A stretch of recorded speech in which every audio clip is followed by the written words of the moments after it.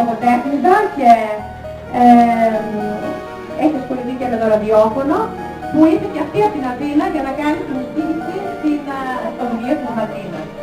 Κορίτσι ζώρικο, εγκαινιάζει λογότεχνο στη μικρή φόρμα. Μικρή φόρμα σε μέγεθος και βιβλίου για να φοράει σε τσάντα, ανδρική, γυναικεία, σε τσάντα λάπτοπ, να παίρνουν μαζί μας το βιβλίο, και μικρή φόρμα είναι και στο μέγεθος της γραφής διήγημα. Διηγήματα γενιάζουμε, λέμε ότι το διήγημα πέθανε, δεν πεθαίνει κατά τη γνώμη μας, η λογότεχνος στηρίζει τη μικρή φόρμα, την ποίηση και το διήγημα και την νουβέλα.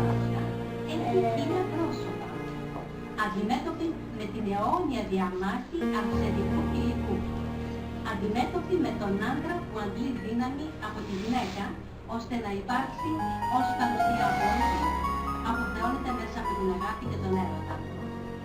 Στο καθένα από τα 31 διηγήματα παρελάβει μια γυναικεία μορφή, δανεισμένη από τη μυθολογία, την ιστορία, τις τέχνες, αλλά κυρίως από την καθημερινή ζωή. Η γυναίκα, η συγγραφέα μέσα από τον λόγο, γίνει την ευκαιρία να παίρνει σάρκα και μουστά με απεριόριστη δυναμική δυνατότητα και να μαθαίνει το μυαλό του. Από τη σαϊνευτική Αργύρκη και την καρτερική Πινελόπη μέχρι τη Φρύδα Τσάρα, από την ελαφρυντική Κολυμπίδη μέχρι την Ζώη και την Ζώο, και από την απελπιστική Σαρδόνη μέχρι την ευαίσθητη και λογική ελληνική γειτονιά.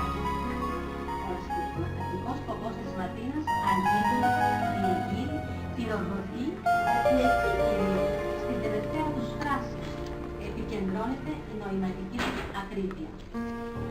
Με όχημα το συγγραφικό της ταλέντο και το γλωσσικό της πλούτο, η δημιουργός γράφος, και αυτό είναι εμφανές ολόκληρο το έργο της, για να προχωρήσει.